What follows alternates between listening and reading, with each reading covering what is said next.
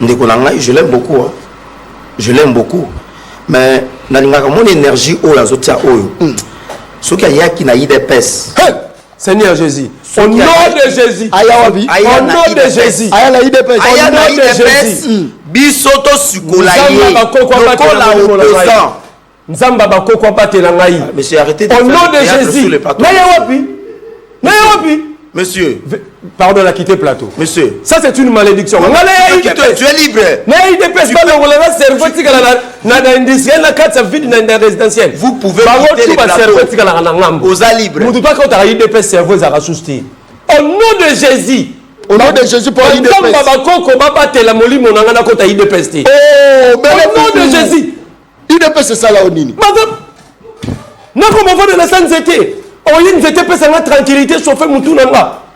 Kabila Kolobaye que Azali ko annoncer ko zonga nae. D'abord, le Kola est un ancien président de la République, un sénateur à vie, biso to saluer yango.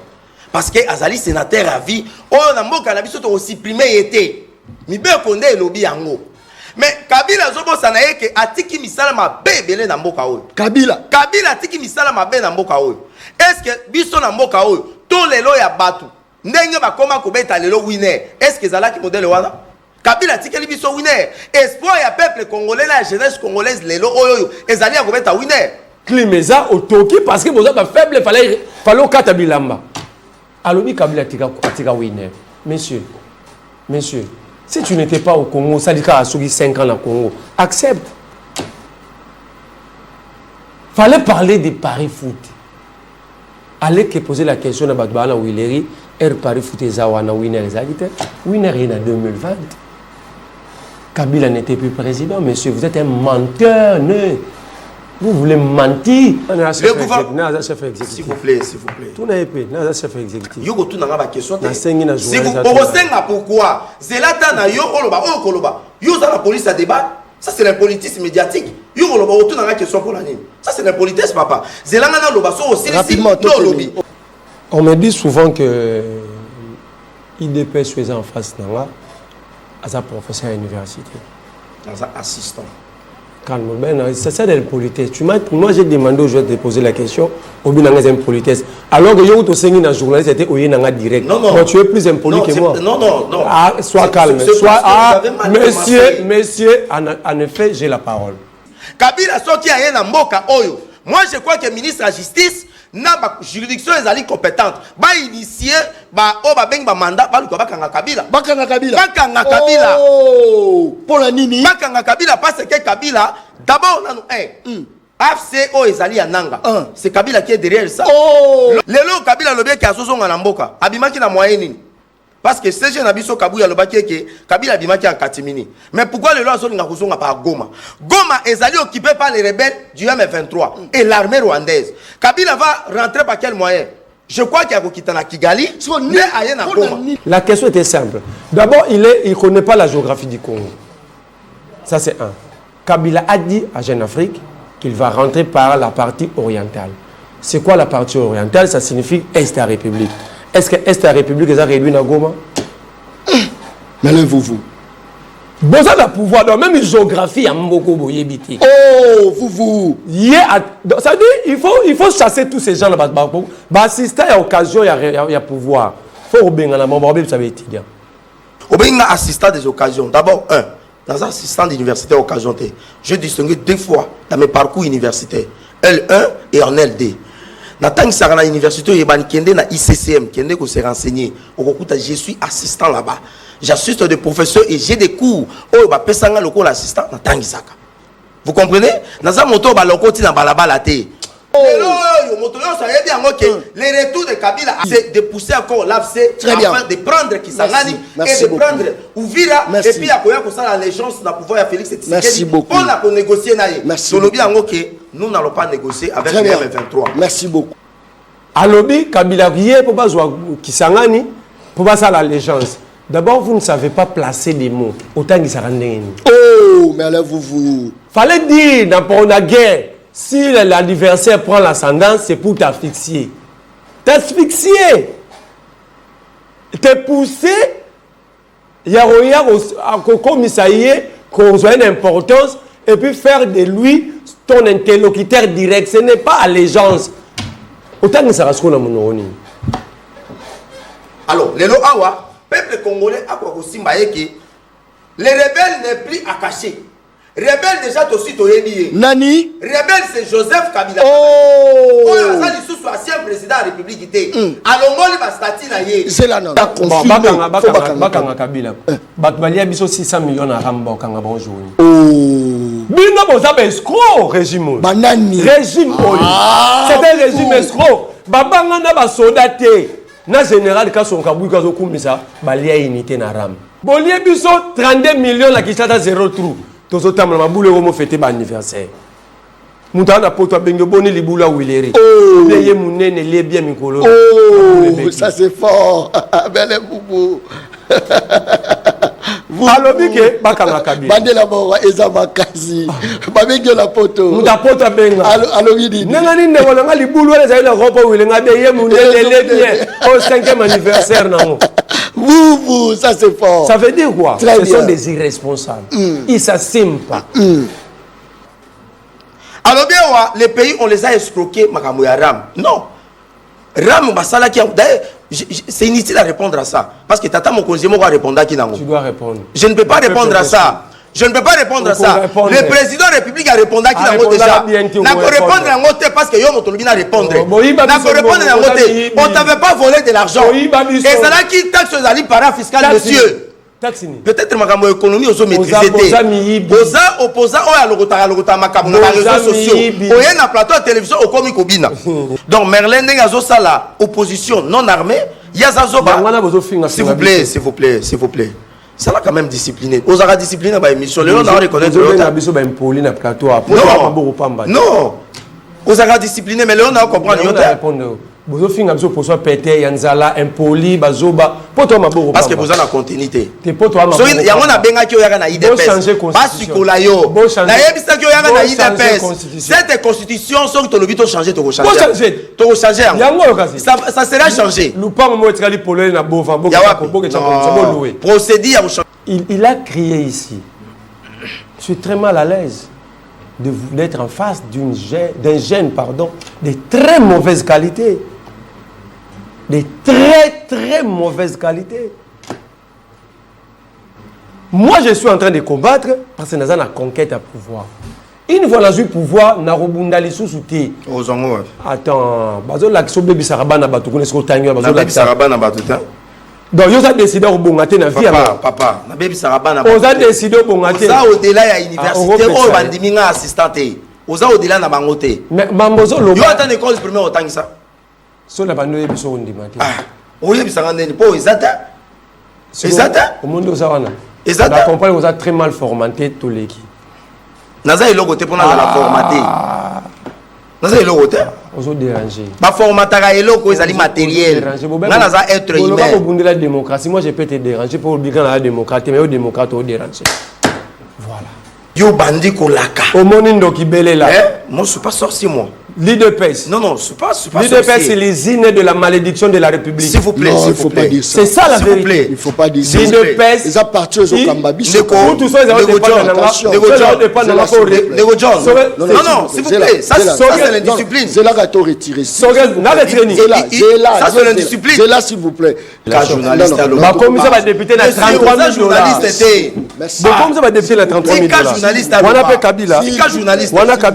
Il y a une autorité avec une autorité budgétaire. Merci beaucoup. Très bien. Merci. Bango peut avoir autorité budgétaire. Très bien. S'il vous plaît. Merci beaucoup. S'il vous plaît. S'il vous plaît. S'il vous plaît. Merci beaucoup. Merci. Merci. Merci beaucoup. Nazo 4 émissions. Nazo 4 émissions. Nazo 4 émissions. S'il vous plaît. S'il vous plaît. S'il vous plaît. S'il vous plaît.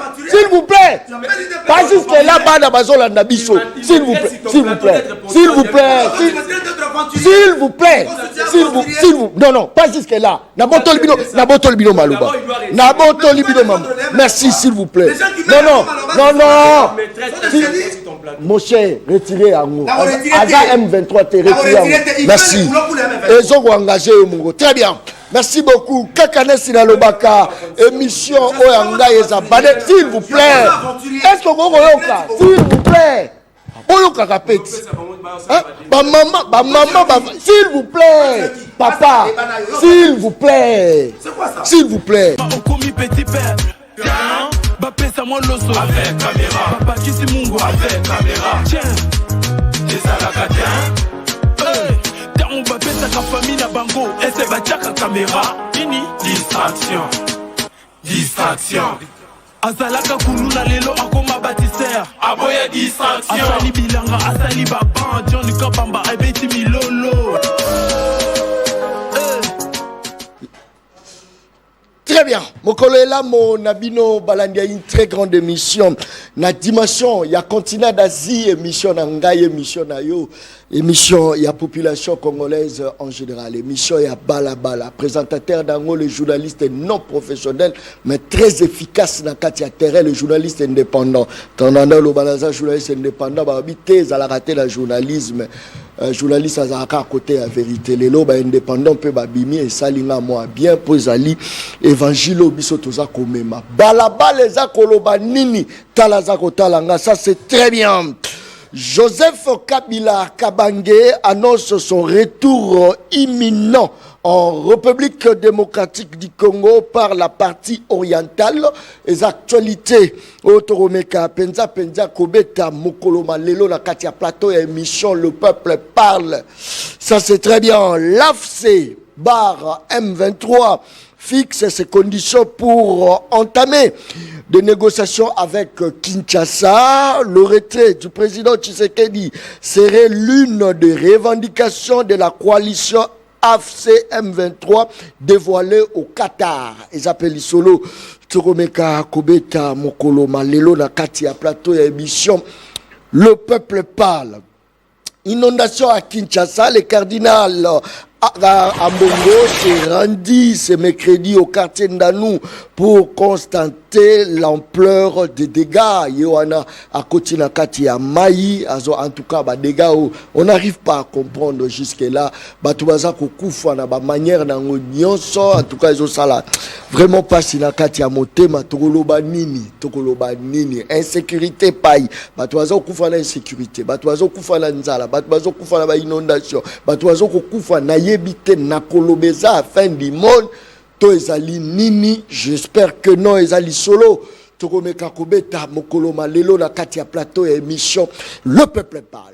Le Peuple parle à Mokolo Malelo, vous en avez des invités na Katia Plateau, Bangoyo, Babimi Selinga Bango. Voilà, lorsqu'on travaille avec des professionnels, Botala Nengeni Moussali Zago Salam. Moi je suis non professionnel, mais ba régisseur, ba caméraman, ba professionnel, Botala image de G Bimani. Tozala Mwana Congo, Mara na Katia Plateau et émission Le Peuple parle.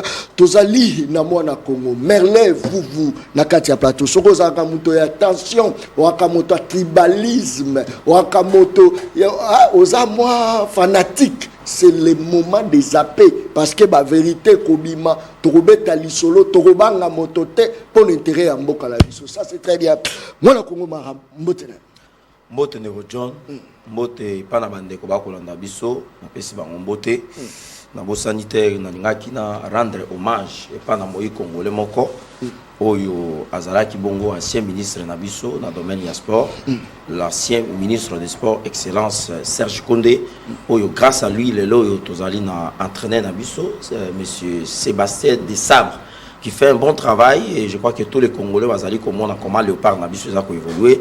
Je voulais quand même aussi le féliciter na monaki bango bazalaki na consultation na groupe na bango de 15 députés où il va proposer par un conseiller spécial à chef de l'État Magambo Etali un plan où ils allaient à Malamu pour la sécurité. D'abord, Koluka Kozong s'appelle l'autorité de l'État dans la partie Est, place où il y a M23, Bazali Kosala Nyamu Nyamu. Et ils ont aussi proposé à ceux que non, il faut tous voir. Ils sont dit Mokonzamboka, tous en gouvernement, ils allaient à vertébrés. C'est-à-dire, ils allaient gouvernement, ils sont compétents, ils sont compatriotes, Oyo, et Kosala Eke, Bitumbaya Est, et Kokabongo, Kosila. Na pesi mbote na ngai pa na ko débattre na ngai. Et j'espère que tout ça, le débat moko est scientifique, un débat pédagogique, et ça va permettre à ceux qui bateau bakolanda biso qui tirent quand même quelque chose de bien. Et ça l'est bien parce que Otani Kombo est ancien ministre des Sports, Condé. Oui, Serge Condé. Serge Condé, mais au lobby bilan, il y a un rapport avec la coach. Bon, na lobby bilan te. Na lobby c'est ce que vous retenez. Na lobby la coach. Na lobby koya na coach ezali parmi bilan na ye. Parmi bilan. Ezali parmi bilan na ye. Deuxième bilan na ye ezali ke na niveau ya sport lelo politique na biso sportive ndenge excellent Serge Konde alobaki sengelaki komema d'abord s'il vous plaît mais toujours ya te solo entraîneur aza parmi ba bilan na ye c'est-à-dire l'objectif na ye parce que lorsque un ministre arrive na niveau ya tête ya ministère bazali no babenga ba objectif parmi ba objectif entre autres ko na domaine ya sport et sengeli sport congolais na biso dans son ensemble ezala akomata. Nalandi ancien ministre à sport Kaboul Mwana Kaboul lobby le sport congolais est mort. Non, vous savez que le sport congolais n'est pas mort. Ce qui a lobby peut-être dans le domaine il y a football championnat na biso il y a ligue il y a comment on appelle ça, il y a Lina foot. OK, moi bah quoi qu'ils allient là on peut comprendre. Mais sport ils allient qu'à domaine il y a football. Et bon au karaté là. Yango na zolo. Yango na zali ko. Yango na zolo ba. Il y a pas yaki abomi. Kabulo confirme parce qu'il a été combattu. Il a été combattu par son incompétence ou quoi? Ça c'est quoi ça? Non. Très bien. Il a été combattu par les ennemis du sport congolais.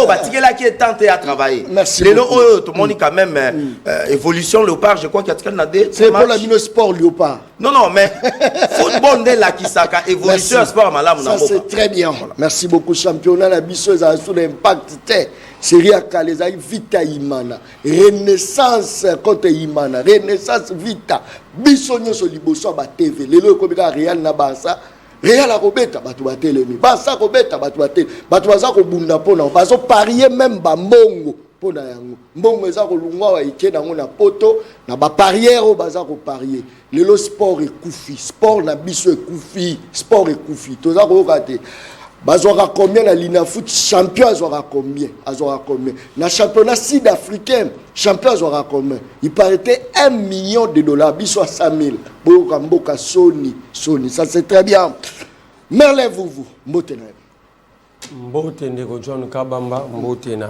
débatteur na ngai merci mbote na bakongo mani nyonso mbote na mboka o bakomisa ya jalelo mbote na bato lobi bablokaki Fachi Beto.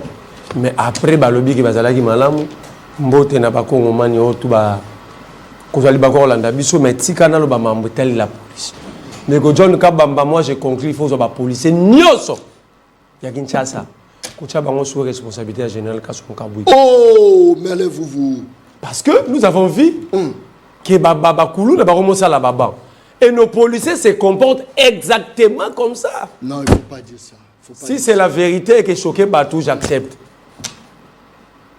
Vous. Na boyi na boma Batou na lukuta, mais na sepeli na zokisa Batou. Ba policier. On se comporter le roi Bakuluna. Il y a na lobi boyi no John na bandoli na bandeli. OK. Na préféré na boma yote na lukuta, mais na zokisa na lukuta mais na mona rayo. Est-ce que rôle na bango za ko protéger biso e bilo. Ba policier qui ça faut pas traiter bango exactement comme des Kuluna. Non, faut reçoit bango nyoso. Ko tsa bango na ba avion, ko tinda bango pa Kasson Kabwiku. Ou soit vous donnez la police à général Kasson Kabwiku. Au moins il a le mécanisme. Il a des mécanismes. Il a des mécanismes et méthodes. Il y a changer bateau parce que moni ba Kuluna ba mo ça ba ban. OK? Il peut changer cette police. Je l'ai dit parce que comment c'est possible? La police c'est tout ça samedi dans Lingwala. Aujourd'hui nous sommes mercredi. Na avenue Aketi. Direction croisement Aketi direction Koutou. La police baina ba machette na bango. Ba kangi mutu atelemi bozo le pongo na bango ba pesi ya Simba. Moi quand on a évidemment pour seulement la police habité dans Simba té. Musu asimi maman babio oza kuluna. Ba botolé 33 000. Elle batu babio babia za la kuluna témoin na o ya étudiant. Botiki ba kuluna. So bolingi bo collaborer na population. Bon, oté 33 000 ne ka stopper 20 000 zo na 13 000. Mais sur les quelques policiers mais il faut pas attribuer à tous les policiers, mon Congo. Wana misusu. Misusu baye na ligne wala digaso kutu. Izipa kitega. Pembeni na ngo wana. Antenne mo ya réseau ezalaka maleo eza wana. Ba memi mbongo ya mama ya batu pauvre mama na malewa. Tolanda bango bazolia malewa wana. Mais vous. Nazo pesona ba référence. Est-ce que yebi que il faut d'abord bakanga ba commandant nyonso ya ba district à la police à Kinshasa.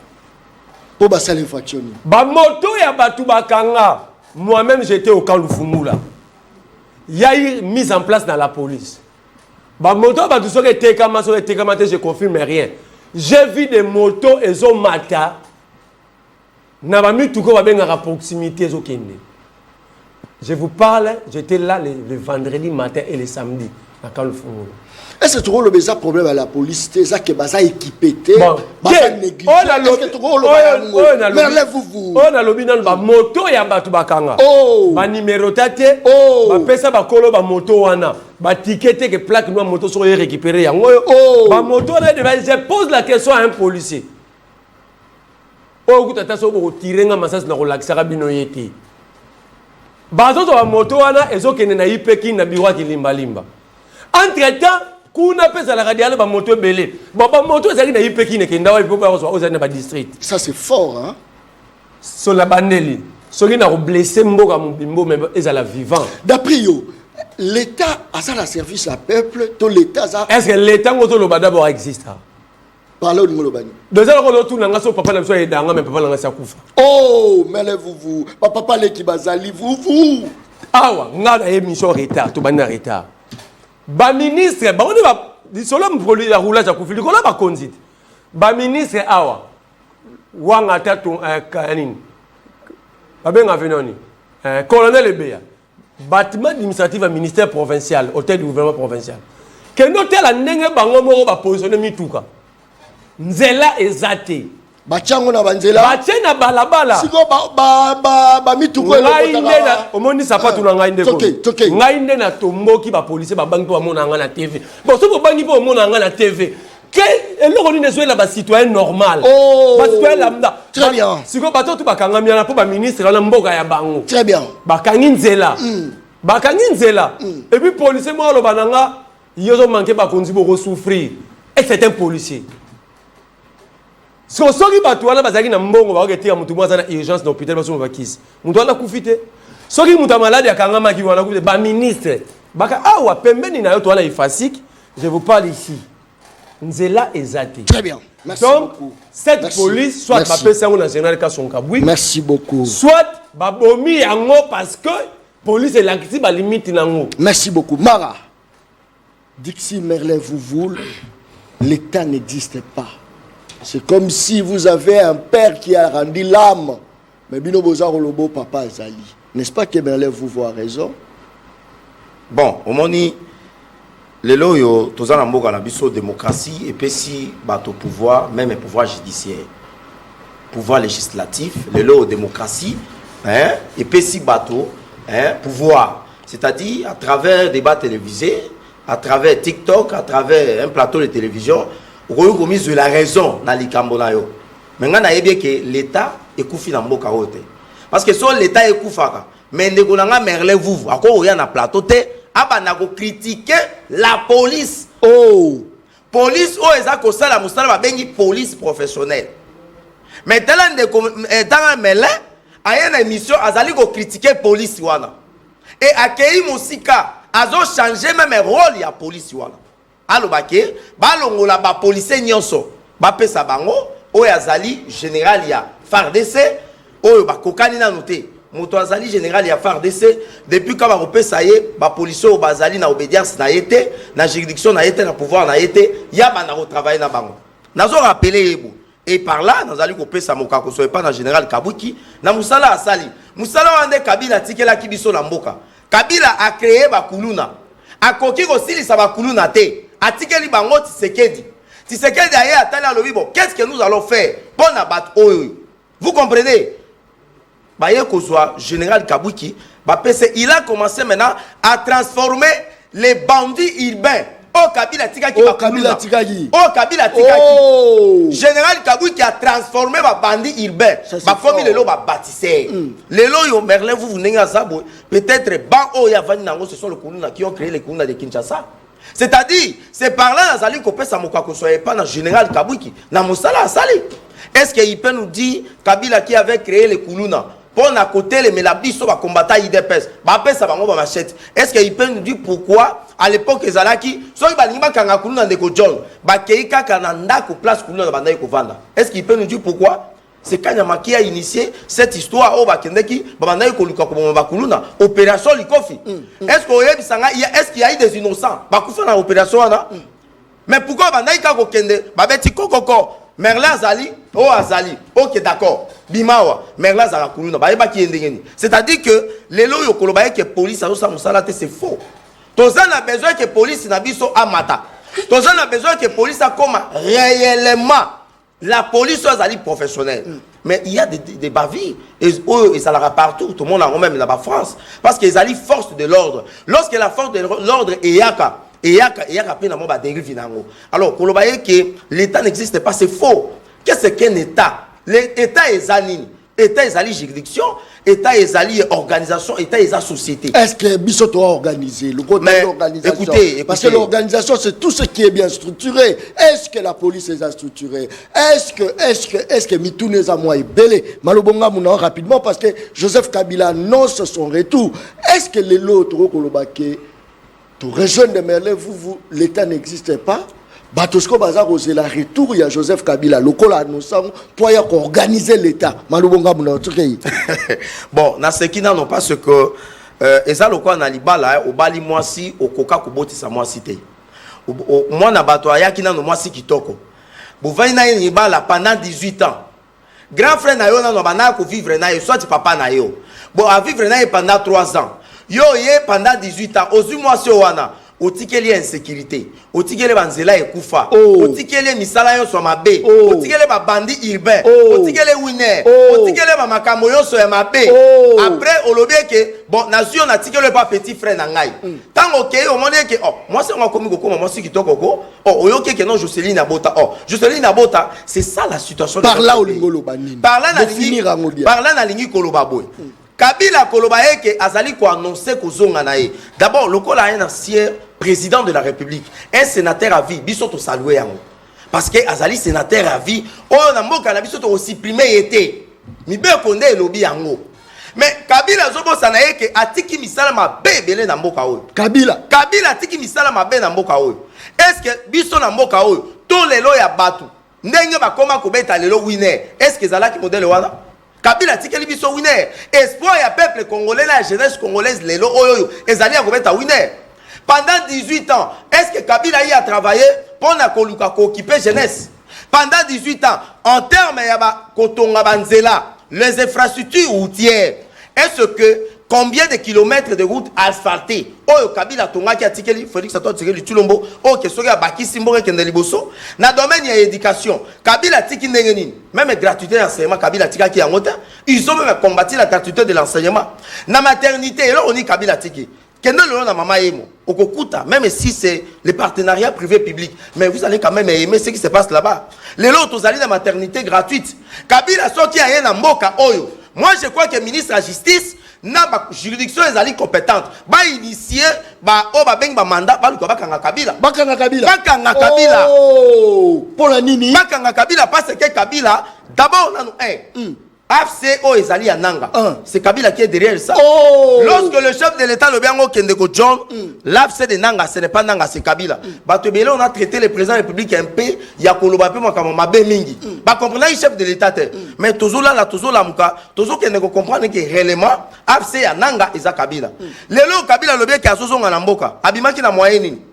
Parce que ces jeunes abisso Kabouya le baki que Kabila bimaki en Katimini. Mais pourquoi le loi zone n'a pas par Goma? Goma est allé occupé par les rebelles du M23 et l'armée rwandaise. Kabila va rentrer par quel moyen?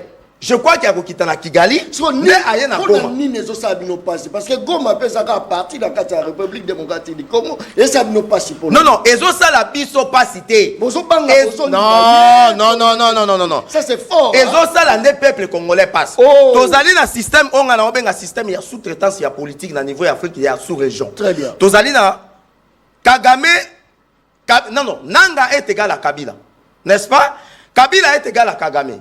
Kagame est égal à Kabarebe. Kabarebe est égal à les multinationales, les Européens avec les multinationales américains.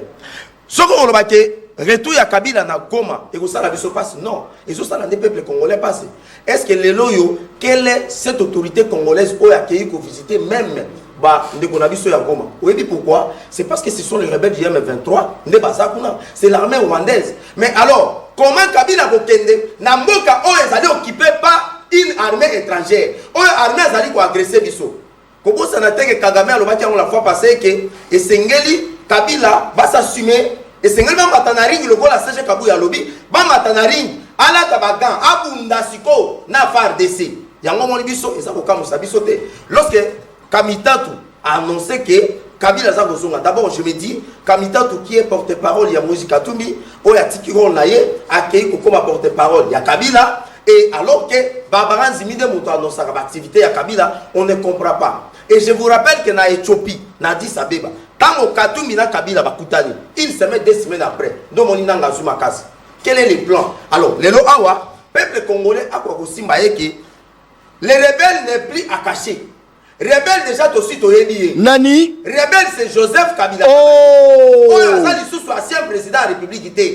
Alongoli ba stati na ye. C'est là non. Bozo gérer ne boza o gérer.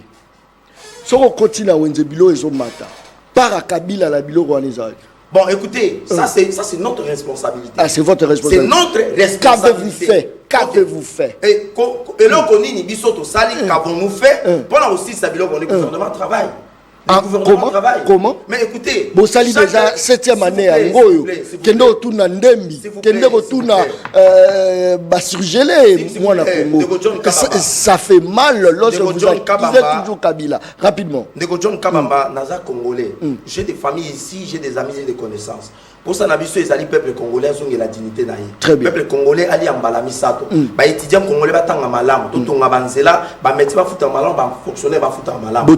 Ça c'est la responsabilité où ezali a vision chef de l'État au gouvernement. Ils ont vision. Na botuna yo, nani wasala ka conduite ya politique ya nation. C'est le président de la République ou c'est le premier ministre. Constitution la vision ezali claire. Je crois que article nango 93 ou 92 si je ne me trompe pas. Et le bien que c'est le premier ministre qui conduit la politique d'une nation. Nan ezali chef exécutif. Nan ezala redevable devant l'Assemblée nationale. C'est le président ou c'est le premier ministre. Le gouvernement chef exécutif. S'il vous plaît, s'il vous plaît. Tout n'est pas chef exécutif. Yo tout nanga ba question. Si vous posez pourquoi Zelata na yo oloba o koloba. Yo za la police à débat. Ça c'est le politisme médiatique. Yo oloba autour dans la question pour la ligne. Ça c'est le politisme papa. Zelanga na loba so aussi c'est-à-dire quoi? C'est-à-dire que le gouvernement travaille. Okoye bisangai prix à Kwanga, n'est-ce pas? Na 2001, 2003, tant Kabila a pouvoir y a combien? Il faut se comparer na mal. Mais non, papa. C'est de l'histoire. S'il vous plaît, s'il vous plaît. Le prix, le dollar, $1. Et maintenant, vous échangez à combien? Tant Kabila a pouvoir. Atiki, on a combien? Bisous, on a combien? Les gens ont combien? En termes de dépréciation monétaire, tu sais qu'il a mal travaillé ou bien il a bien travaillé. Kabila a laissé les salaires d'un enseignant congolais. À combien? Les salaires d'un militaire. Atiki, on a combien?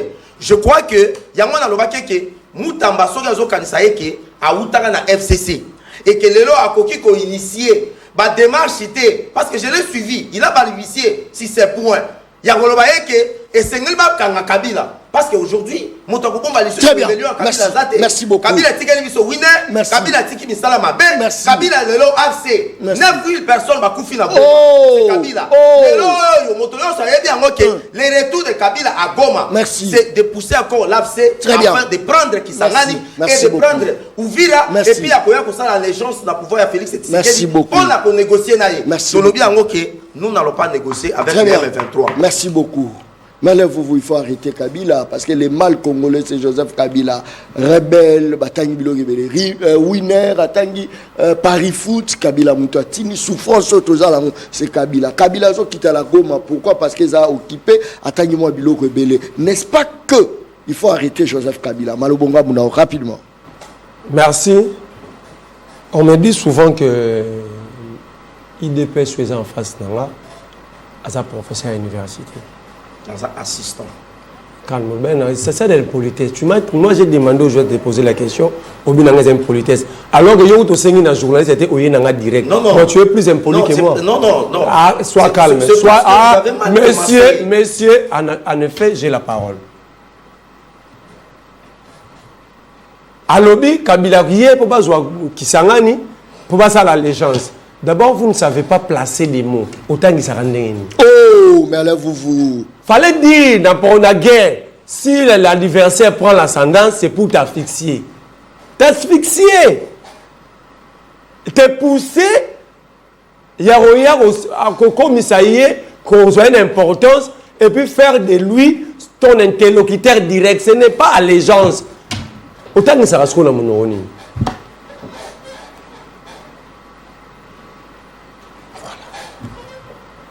Tu avais la parole, tu criais ici pour dire de bêtises. Vous n'êtes pas sérieux. C'est pas bêtise. Il y a l'Iboso la bandi. La question était simple. D'abord, il ne connaît pas la géographie du Congo. Ça, c'est un. Kabila a dit à Jeune Afrique qu'il va rentrer par la partie orientale. C'est quoi la partie orientale? Ça signifie Est de la République. Est-ce que Est de la République est réduit à Goma? Mais là, vous. Bon, ça, le pouvoir, dans même une géographie, il y a beaucoup de yébiti. Oh, vous. Ça dit, il faut chasser tous ces gens là-bas. Bah, assister à l'occasion, il y a pouvoir. Il faut obéir à la mort, ça va être étudiant. Dans l'âge, il y a au Kendaraso, il y a un institut, qu'on peut se recourir à l'Ukuta, la partie orientale du Congo, c'est la ville de Goma. La partie orientale signifie l'Est de la République. Il y a l'Ituri. Il y a le Bazouele, il y a le Haut-Ouele, il y a le Sud Kivu, il y a le Nord Kivu. Il y a des intersections. Tanganyika, parce que le Grand Katang est dans le Sud, Tanganyika a des intersections entre le Sud et l'Est, et le Nord-Est de la République, la province de Chopo qui s'engage chez moi. Quand Kabila dit je vais rentrer par la partie orientale, il peut rentrer par le Tanganyika, il peut rentrer par la Chopo, il peut rentrer par l'Ituri, il peut rentrer par le bas ou le Haut-Ouele, il peut rentrer par la ville de Beni parce que c'est là le siège des institutions officielles de la République en attendant que la ville de Goma est occupée. Pourquoi ça vous dérange, le mot oriental? Mais pour la ligne pété à Bandina Son. Quelle est la loi qui interdit à un Congolais de rentrer par une autre partie de la République de Kinshasa? On a revoyagé dans son île Namboujimaï. On a revoyagé dans quitté dans Lubumbashi. On a revoyagé dans Kafuti dans son île Lualaba. Ils réfléchissent comme ça parce qu'ils savent qu'ils n'ont pas réussi à construire la République.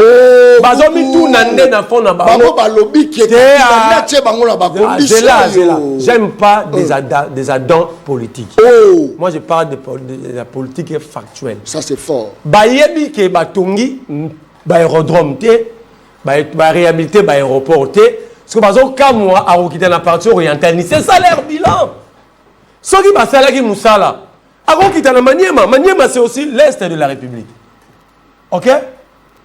C'est aussi l'Est de la République. Il dit Kamitatu a dit.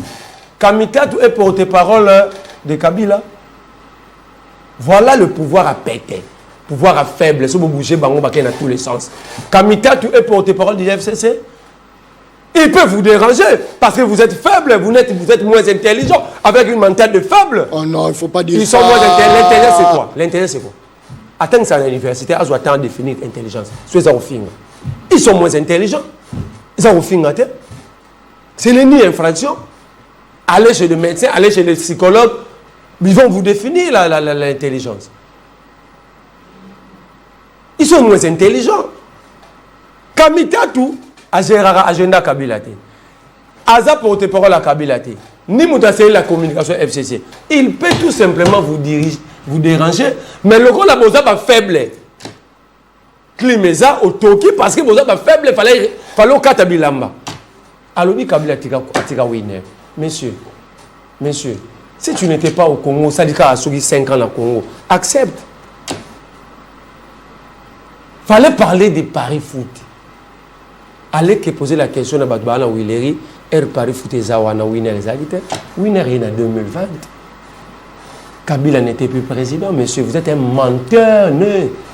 Vous voulez mentir, torpiller même l'histoire et déranger la mémoire collective de tout un peuple. Vous n'êtes pas sérieux. Winner époque à Kabila les agiteurs. Il y avait Paris foot. Après Paris foot, je y a qui va nommer un ngenge. Winner et Younasima. Yo yebino sola. Naza Kinois. Yo beterango. Je suis politique. Non, attends, je suis politique. Très bien. Moi, il y a vivre en climatiseur. Mais n'a bien n'engagé pas maman Nunda. Il y a yebima autour ne prendre dem ya yebite pour y avoir un climatiseur. Oh. Ngana yo to za nengi mongo. Au moins tu as expliqué que les policiers vont se tracasser. Mais il y a yebite pour y avoir un clim. Parce que vous êtes vendre dans peuple on a expliqué. Est-ce que naye sugo kutaka. Balobi faut bakangaye. Bakanga Kabila. Bon, bakanga Kabila. Batbalia biso 600 millions à Rambo kanga bonjour. Oh. Bino boza escroc régime. Banani. Régime c'est un régime escroc. Babanga na ba soldat te. Na général ka son kabu ka zo kumisa balia unité na Ram. Mais lève-vous. Balia batutu balia na basa ba soldat, na ba soldat, na basa ba policier. Balia batutu ce sont des escrocs, ils nous ont escroqués. Ram, 600 millions de dollars. Ça, c'est un. 2. Bolie Bisso, 32 millions, la Kishata, 0 trou. Tous autant, ma boule, on fêté mon anniversaire. Moutana, pour toi, Bengo, Boni, les boules, Willeri. Oh, les mounés, les bien, Mikolo. Oh, ça, c'est fort. Belle boubou. Alobike bakanga Kabila. Bandela bawa eza makasi. Babenge la poto. Muta poto benga. Alobidi. Nangani ndeko nanga libulu les aïla ropo wilenga be ye munele bien au 5e anniversaire nango. Vous, ça c'est fort. Ça veut dire quoi? Très Ce bien. sont des irresponsables. Ils s'assument pas. Kabila n'est pas l'FC. Kabila n'est pas un Rwandais. Kabila c'est un Congolais pire souche. Mais aux autres, on ne peut pas Kabila Makas. N'est-ce pas que la gestion à Kabila, Kabila détruit? N'est-ce pas? C'est pourquoi nous avons combattu Kabila. Après, c'était quoi l'alternative? C'est la mis plus que Kabila. C'est là le problème. Débattons de la gestion comparée. Kolobara était Kabila Sali Mabé. Tous les gestion Kabila Mabé. C'est pourquoi nous l'avons combattu. Tous les gestion Angelou, tout ciao, tout bandi. Si Kabila n'avait pas l'idée, il y a comme ça boulevard du 30 juin, 4 bandes fois de tonga tout soukab. Bango basali ni. Oh basali ya bien, basali 4 fois Bokassa, mais bon raté. Yango basali ya bien. Mais il est ça quand même. Et so bela, il est c'est pas fièvre. Bato baza baza. Bango bango ne baza benan zo to na bango za to ba chinois, basali so ba presse ba chinois. Bango. Balobi Kabila à Salakirien. Mes chers amis, le centre culturel africain est inauguré à Salakirien. Centre. Oh, et là, on m'a pas dit. Ah, bon, bah, ça Félix. Félix a posé la première pierre, Kouna. Félix a posé la première pierre, Kouna. L'inauguration, mon aïe. Mais c'est ça la continuité de l'État, mais c'est l'idée, tout ça, c'est Kabila. En fait, ici, Kabila n'est ni FC, AFC, ni M23. Kabila, c'est un Congolais qui aime son pays. Merci beaucoup. Pourquoi je l'ai dit? Bolobi Kabila Rwandais, c'est la personne qui le dit souvent dans tous les plateaux s'appelle Jean-Pierre Bemba. Jean-Pierre Bemba dans San City, Abima dans San City, il y a Kabila, il a signé accord à cascade dans Awana Congo central. Ok? Il y a un justifié, IDPSP, a signé accord dans Rwandais à RCD. Ok?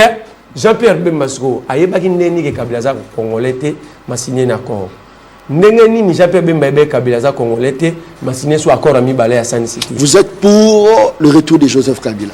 Vous êtes pour... Qui peut interdire à un Congolais de rentrer dans son pays? Très bien. Likambo Sate, Tozongi, Mwana Congo, qui peut interdire à un Congolais de retourner dans son propre pays d'ici, Mwana Congo, Merlin, vous. Mais ce que Tokoti, deuxième actualité, la Tangaki, AFC, M23 fixe ses conditions pour entamer les négociations avec Kinshasa. Yora Marambalobi, le retrait du président Tshisekedi serait l'hymne de revendication de la coalition AFC M23. Retrait. Il y a Félix Antoine Tshisekedi. Malubonga Mouna. D'abord, avant de répondre à la question, dans la toilettage. Likambote. Je l'aime beaucoup. Hein. Je l'aime beaucoup. Mais mon énergie, ce qu'il y a qui n'a eu des pèses. Seigneur Jésus. Au nom de Jésus. Ayawabi. Au nom de Jésus. Ayala IDPS. Au nom de Jésus. Bisoto Sukolaye. Lokola opposant. Nzamba bakoko patela ngai. Monsieur, arrêtez de au faire nom le de théâtre Jésus. sur le plateau. Monsieur. Pardon, a quitté plateau. Monsieur. Ça c'est une malédiction. Tu es libre.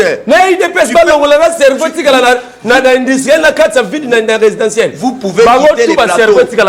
Vous êtes libre. Au nom de Jésus. Au nom de Jésus pour IDPS. Au nom de Jésus.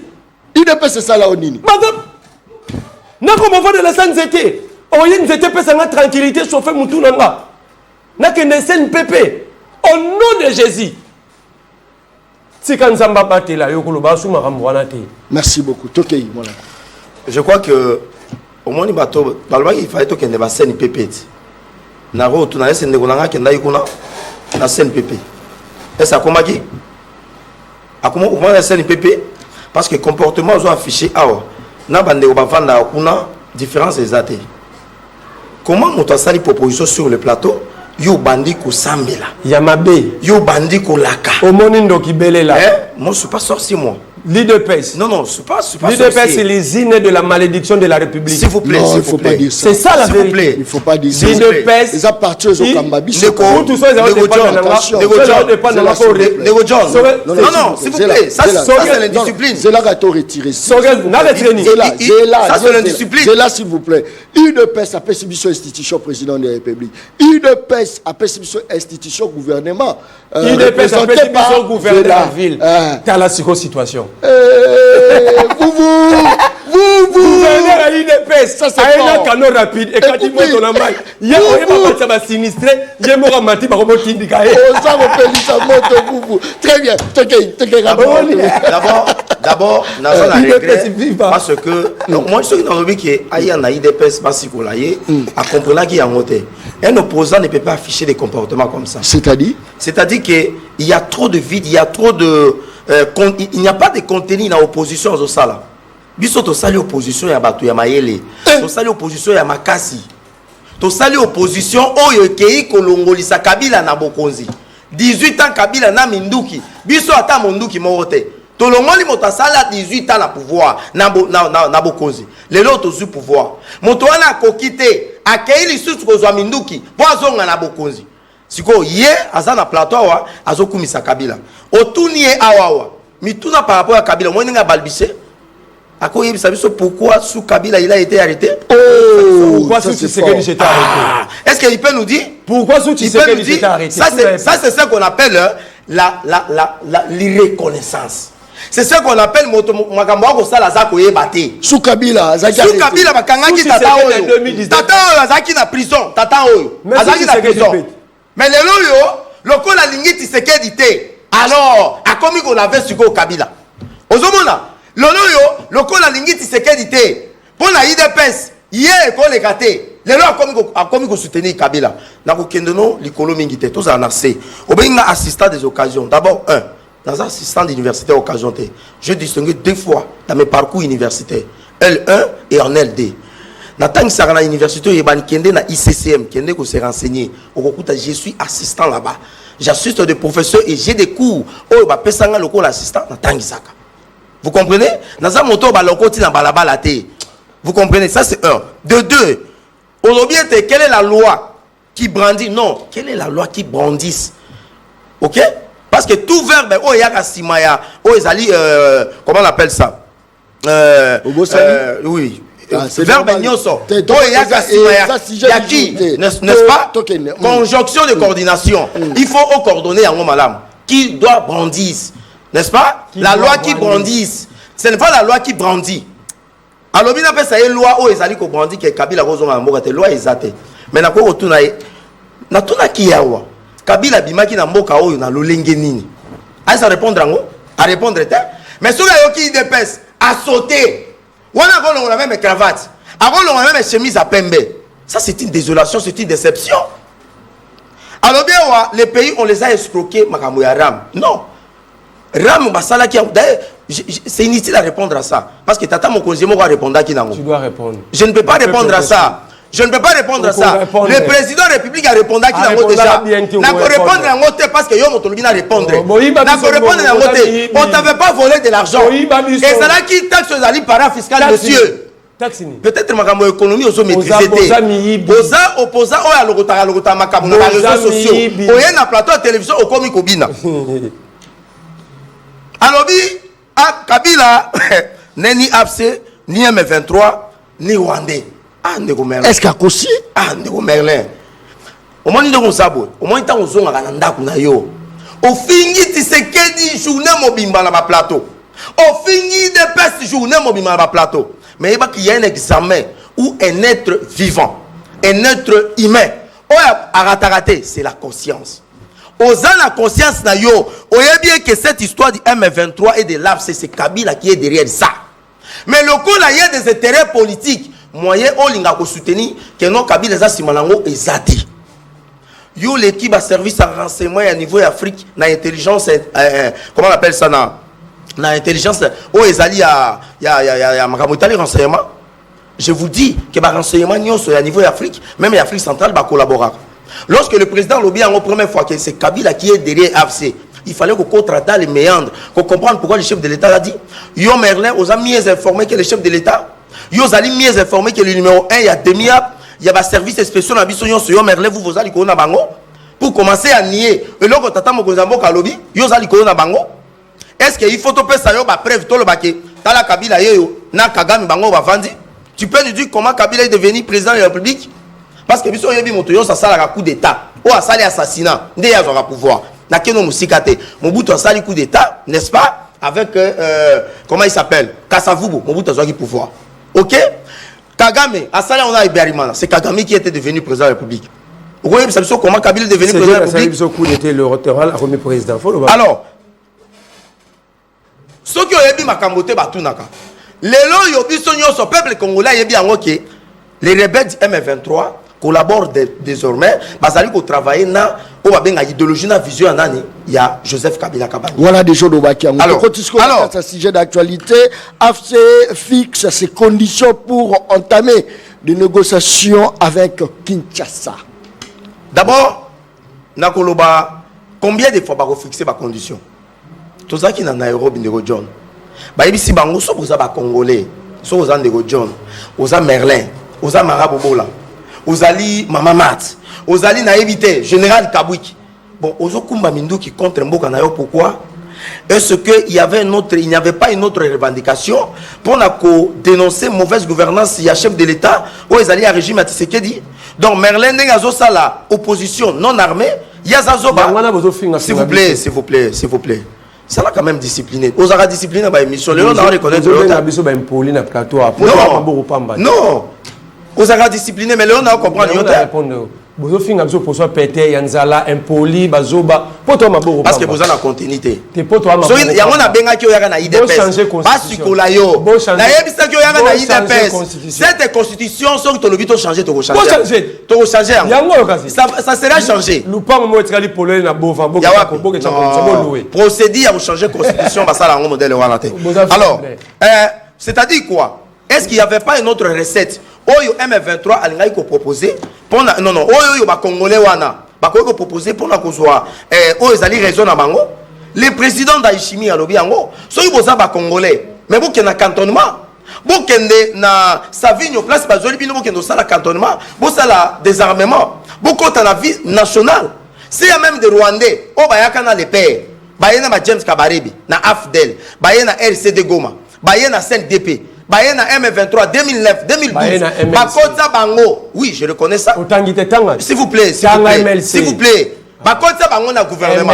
Mais pourquoi ne pas Yakolukake bino pe boza ba congolais. Ba bosa la revendication na bino za noble. C'est-à-dire quoi? Au moment de la revendication yo so oyo. ezali fallacieuse. Le problème avec M. Kagame ezali que Kagame ezali na ba raison ezali expansionniste. Azo luka ko mabele na Congo. Et puis ko luka ko piller ba ressources ezali naturelles ya biso. Parce que le lot contrôler la zone est de la République démocratique du Congo, c'est contrôler ce qu'on appelle l'économie numérique. Alors, économie numérique on eza ko vendre dans matière première. Kagame a moni que mbongo azoka pona makamotala génocide ndenge salama na Rwanda esengeli abanda kozwango kopesa ba militaire na ye bakota na Goma. Est-ce que Merlin peut nous dire parce que azako soutenir Kabila neni rwandais, Kabila neni derrière AFC, Kabila neni derrière le M23. Kabila sali interview, n'est-ce pas? Parce qu'il y a un côté basé sur tout ça, c'est de la prostitution politique et il n'y a pas de bon contenu dans Babilo Kouala. Kabila sali interview, ça a place Kabila condamné M23.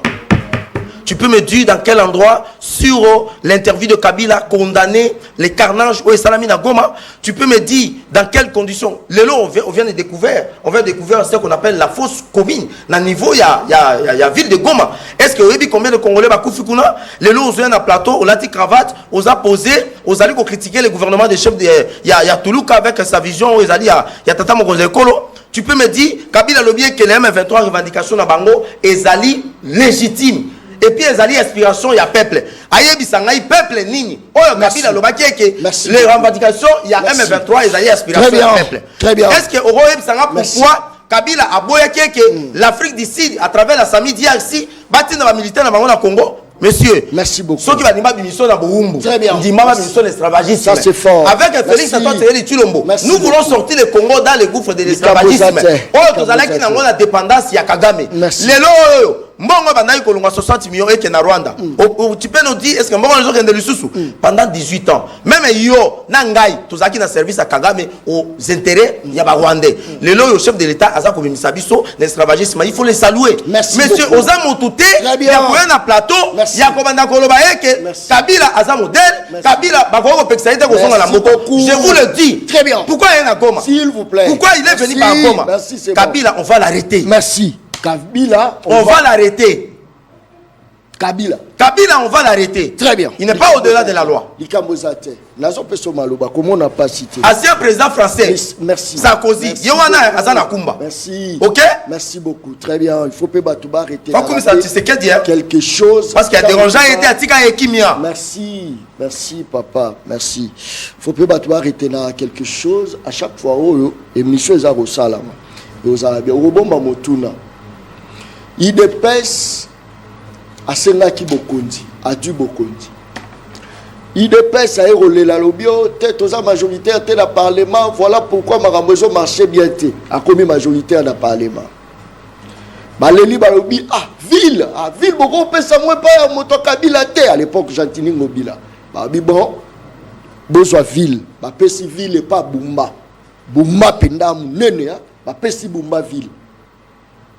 Il ne peut pas aller non, mboka la biso, bazoko boto la biso, nini, non. Et c'est parce que il ne peut pas bazu ministère à défense. Il y a IDPS. Ministère de la police de lobby IDPS. Lobby sécurité, Koulouna, il ne peut pas aller Barché Chabani a sa moto ya IDPS. Koulouna est aussi là. Moto à travaux publics. Anzela. Bateli babi ate bateli zotoboka, bazo sala lanko, travaux publics. Une peste au Koebisanga Siko. Ni neza ko sala na nyoso ba pesi de peste, mais une peste ça ko exceller. Bon ça pourquoi la bonne gouvernance ezate. Biso nyoso to ba ke sili to ko sepela. Biloko ko kita situ ngai na lobaki yango. Soki biloko kiti na wenze na tiki na ngai. Na objectif na ngai za Congolais alia Congolais atambola kitoko atanga la ba condition bien azala bien pour nga liti na nge koki na tikeli bino makamuna bino po za ba risque ola la bomoni 1 heure 2 heures ba bengo menace bandi babani ko finga yo ya omoni ya mobo elongeza ko koma ya ba mikolo oke to za bala mike so na pesi bino ya chinanga boloba John mais ça c'est trop ça c'est très bien Merlin vous maloba onga mona yo est-ce que un rebelle Arogi peut fixer ma condition, un rebelle. N'est-ce pas que Nanga soit père mobo audacité, juste parce que les opposants congolais, on dirait que Baza va soutenir, il y a un opposant ok, malobonga D'abord, la habité sur Gaza assisté à solo, je suis assistant. Oui, parce que à cause de il va resuivre l'émission. La Seigneur qui va brandir loi, il a une question, loi ni les a interdire. Donc, ça veut dire. On le qui en français. Ah, attends. Brandir et interdire, c'est deux choses. Je mets la rôle en français ou bien en anglais, mais brandir et interdire, ils ont des mêmes choses à tout le monde. Loi ni ne peut pas, loi ni ne peut pas, Congolais. Très bien. Même en français, la brandir n'est pas égal à interdire. Interdire n'est pas égal à brandir. Donc ça, ce sont les fruits de la sanité. Mes parents vont dépenser mon yo qui est on a 10e rue. Ça, c'est un problème. Deuxième problème, il a crié ici. Je suis très mal à l'aise d'être en face d'un gène, de très mauvaise qualité. De très, très mauvaise qualité. Il dit ici que tu serais dans la carte. Non, les combats politiques, et ça, la marathon, aux autres, aux pouvoir. Ce qu'on a pouvoir, aux autres, tu mets en application tes idées. Parce qu'on a tout autant que ça a monoronini, peu court nini. Moi, je suis en train de combattre parce que nous avons la conquête à pouvoir. Une fois que nous avons pouvoir, nous avons bundali sous-souté. Attends, bazo la sobe bisarabana batu connais ko tanyo bazo la bisarabana batu ta.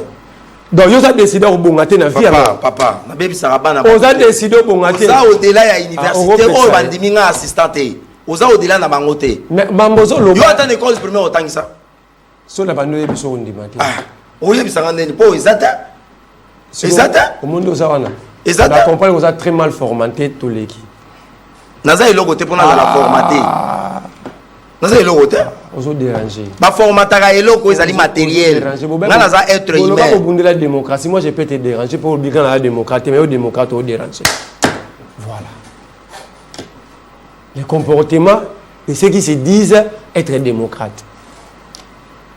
Démocratie, nous avons une cravate, nous avons une ibi. Bah voleur. Ozo répéter. Bazami ibi.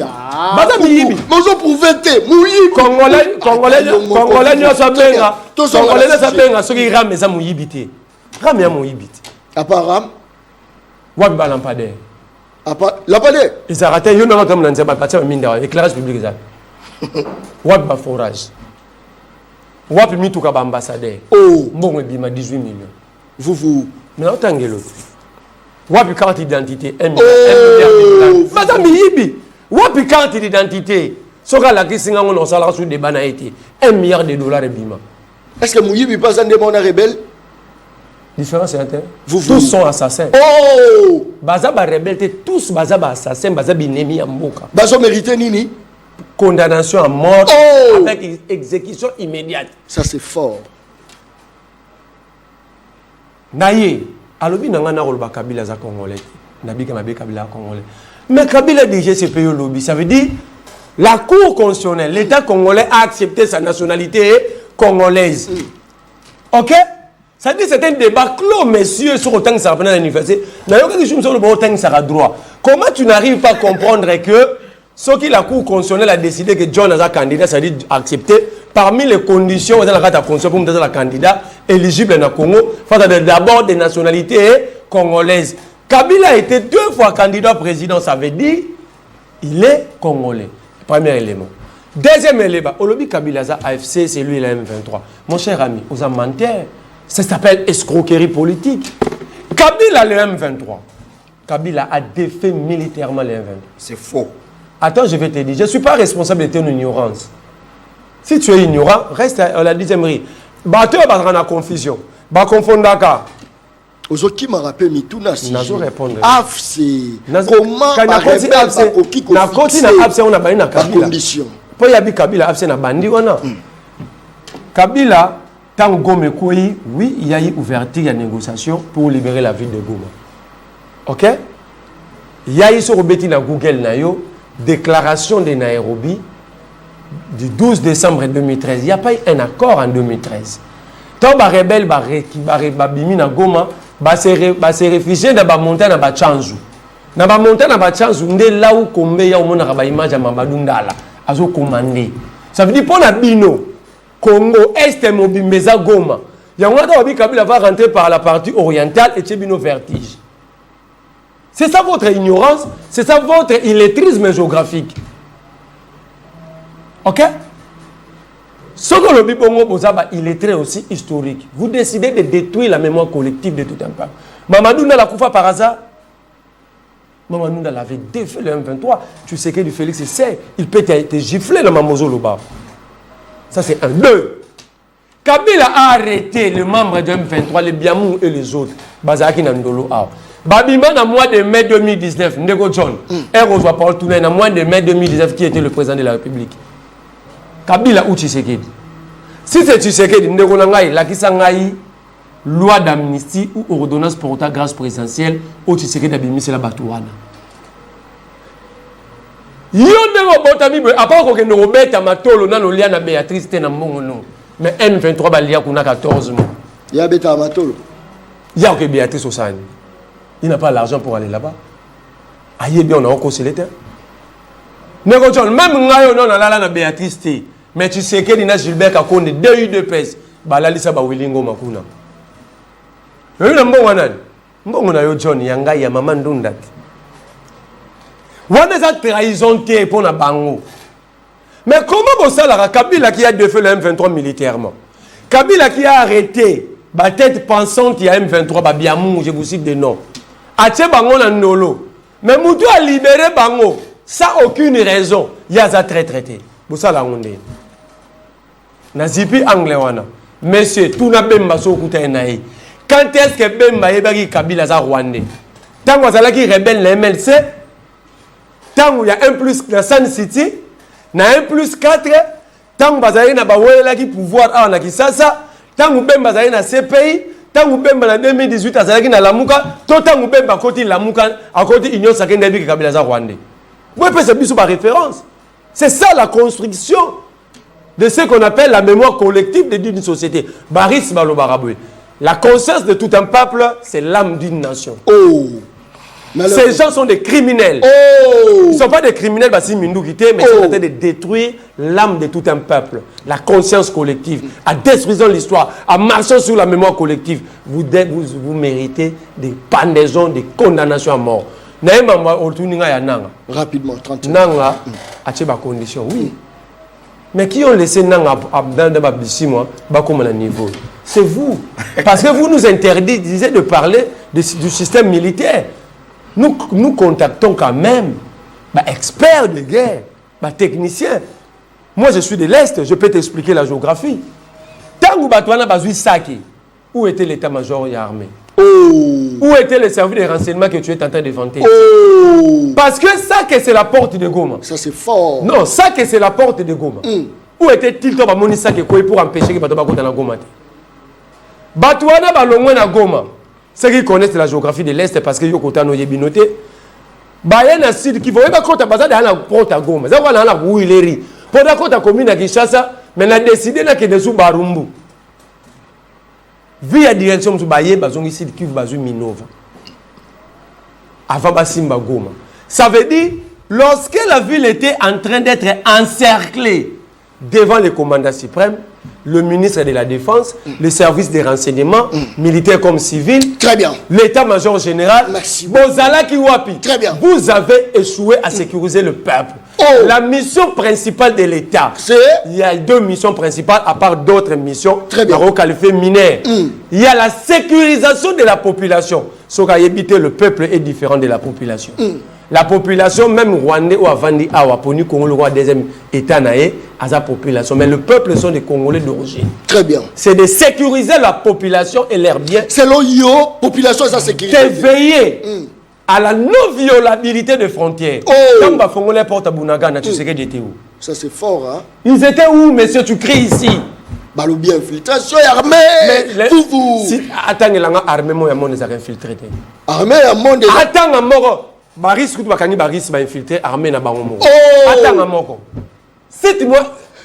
C'est les bâtis qui ont les. Ça veut dire bazol là parce que ils sont pas responsables. Ça c'est fort. Bazal la politique to benga en absence politique adamique. Merci beaucoup. Politique adamique et l'axini. Et là c'est politique ba irresponsable. Boni Adam. Adam, au sali boye point ne ate moi c'est au tchaki pembe nanga. Mais tant wazo ki mbuma moi ça pesa kati. C'est la politique que l'UDPS nous Merci appelle. beaucoup. Messieurs, Merci. vous êtes des irresponsables. Merci beaucoup. Vous n'avez pas réussi à gérer le pays. Merci. On n'a ni route, Merci. ni l'eau, ni école. Vous êtes sinistré d'un complexe scolaire Lumumba. Oh, mais lèvez-vous. Bon, tu sais, tu vas l'Institut Lumumba. Donc, il y a une journée de John na caméra, toilette et alakuna. Oh, toilette et athées. Quand le fumu la route est la toilette. Oh, vous. Vous êtes des irresponsables. La police va nous dire quand le fumu la solution, la solution, elle est simple. Ezanini. Bango ba koko gérer te ba ki po ba yi ba ko ba homme fort. Imaginez que la ville de Kinshasa n'a pas de tracteur. Oh. Tamboula na ba chantier no so ba tracteur est reloué. Oh. Ba camion d'évacuation na Kinshasa est zati. Mais bon que n'a venu Kalembele me croisement Mouchi. Gilwano ministre de l'aménagement du territoire, chantier na eza na camion mune na des tracteurs. Et Ezanini. Moyibi. Te tout na. Oh. Tout na. Ça veut dire monsieur, vous êtes des gens. Merci. Très bien. Merci. Vous ne rapidement. méritez pas notre compassion. Merci. Rapidement, ozongi na motu dans la ngai. Boza na ba ministère clé nyonso. O epesa la solution na sourire et pas peuple. Boza la capitale là où siègent les institutions de la République. Ma papa, yemo gouverneur aye na pirogue aye ba kité.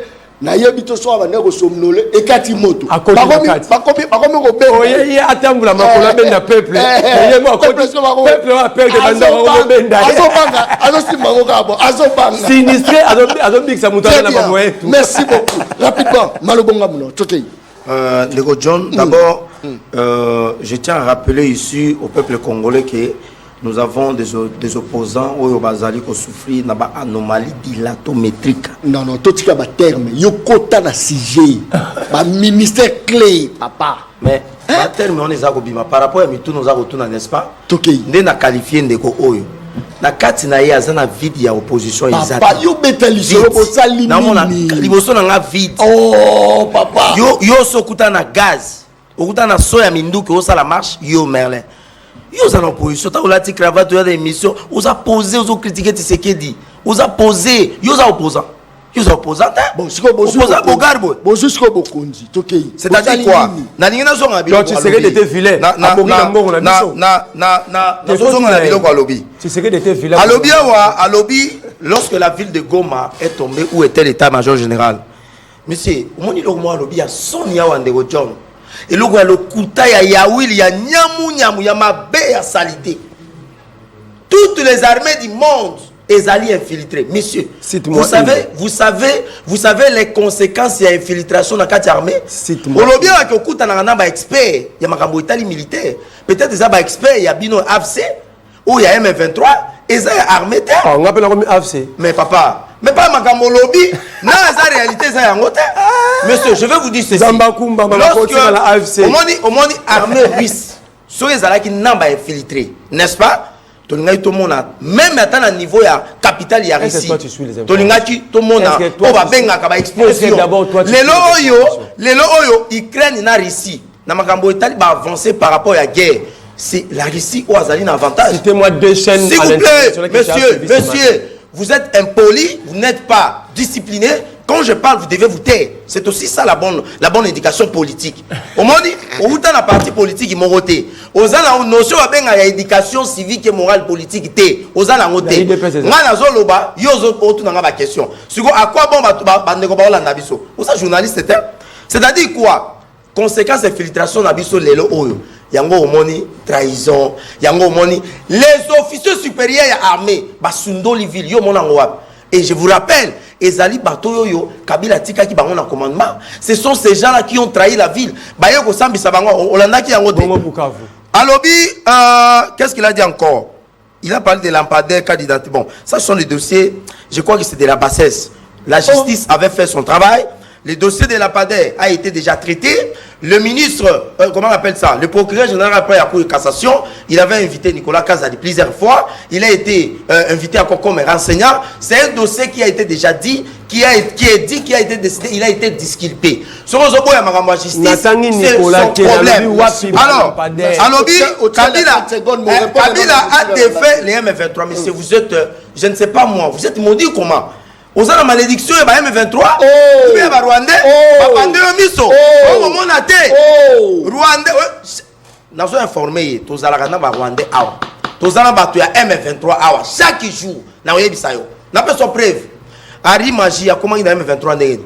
Ça c'est fort hein. Nanga Zalaki a comment il a M23.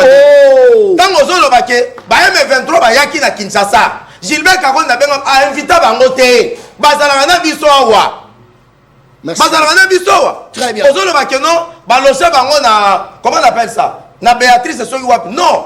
Bango bazal ba fou ba faut na ba hôtel, bazal ba ki on sent la pression et pas la ministre ya biso à l'intérieur à l'époque. Ah même ba pas chef. Ba que ça la ministre pression ba rebelle. Rebelle à que ça pression. Na ministre. Écoutez, rebelle to lugara. Écoutez, rebelle ayo ko mythique. Écoutez, non. Ayo ko tcha pression. À l'époque, ça c'est fort. À l'époque, bazal ba rebelle. À l'époque,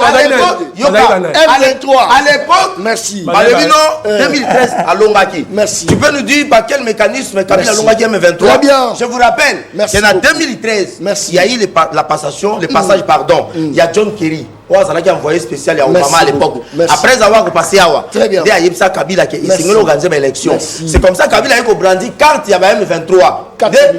Les États-Unis, alors que Sengel va se retirer. Merci. Alors il m'a embellé. Alors il dit Kaka a arrêté le M23 de l'autre. Lorsque le chef de l'État a libéré de la République. Merci. Je suis désolé. Merci. Merlin Zoya Golobert, vous défendez Kabila. La plateau. Honte à vous, monsieur. Merci. Honte à vous. Merci. Mondo Toki. Honte à vous. Merci beaucoup. Je suis normal. Je suis normal. Que tant que Kabila Giraki a Giraki Mabé. Motopete azangi koyeba ke si Félix azako gérer azako gérer Mabé. S'il vous plaît. S'il vous plaît. Le lot comme on liara ba discours hein. Tous liara ba discours, tous liara ba biloko toza kolia. Kota wenzo kapasi. A des fois la comme on kapasi confirma ba mama wenzo la lexa bango nenge bazo se plaindre population na lembisi mo ndamu. Na kanisi le roi barosala mais so ba salité la zone l'opération au kota kota ba wenze pour la solution ça c'est très bien ba message côté belé mais tous à la penda bité Nathan bonjour neko journaliste mboka oyo soki et baby boye à cause nakabi qu'est-ce que porter voilà, je n'ai pas compris le message. Mais c'est les journalistes Tobanda na sujet à nationalité à Kabila avec de preuves. Bonjour, monsieur John Kabamba Yebissa. Monsieur, vous après Paris Foot, c'est winner. C'est ça, non? C'était après. Ah, après, hein? Bonjour, Neko Kabamba. C'était menteur. Ezo sala pasi na nyonso oyo ezo leka na mboka oyo. Est-ce que monsieur Kabila aza vraiment congolais pasi mingi ezanga monsieur Gilles depuis Nsele. Monsieur Gilles Saline de John, félicitations à Merlin vous Saline de John émission Kitoko. Bonjour monsieur John Yebisa Merlin vous alembisa moi ndambu mboka eza la situation ya bien te babi lembisa. Bonjour Mutuya Manette aza vraiment aventurier UDPS bazo kokate batika makelele aventurier eza terme ya bien te. Je crois que tokomi penza nasuka ya émission le peuple parle. Ba parlementaire na biso bazo sala mosala ya mabe. Ba député, ba sénateur. Mosala bien te, mosala ya bien te. On va commencer par député na peso révélation. On va commencer par député na 33 000 $. Merci. On va commencer par député na 33 000 $. On a fait Kabila. journaliste. On a Kabila. Il y a une autorité avec une autorité budgétaire. Merci beaucoup. Très bien. Merci. Bango pe ba autorité budgétaire. Très bien. S'il vous plaît. Merci beaucoup. S'il vous plaît. S'il vous plaît. S'il vous plaît. Merci beaucoup. Merci. Merci. Merci beaucoup. Nazo kata émission. Nazo kata émission. S'il vous plaît. S'il vous plaît. S'il vous plaît. S'il vous plaît. S'il vous plaît. Pas jusque là, bana bazola nabiso. S'il vous plaît. S'il vous plaît. S'il vous plaît. S'il vous plaît. S'il vous. Non, non, pas jusque là. Naboto libino malouba. Naboto libino malouba. Merci, s'il vous plaît. Non, non, non, non. Mon cher, retirez à nous. Aza M23, retirez à nous. Merci. Ils ont engagé au Mongo. Très bien. Merci beaucoup. Kakanesi na lobaka. Émission Oyanga Yezabane. S'il vous plaît. Est-ce que vous Oyoka? S'il vous plaît. Oyoka Kapeti. S'il vous plaît. Papa. S'il vous plaît. S'il vous plaît. S'il vous plaît. Merci beaucoup. S'il vous plaît, papa, nazo clore. Nazo kata émission. Daron Bako, tu parles ma au commis petit peuple. Bah pèse à moi l'osso avec caméra. Papa qui c'est mon avec caméra. Tiens.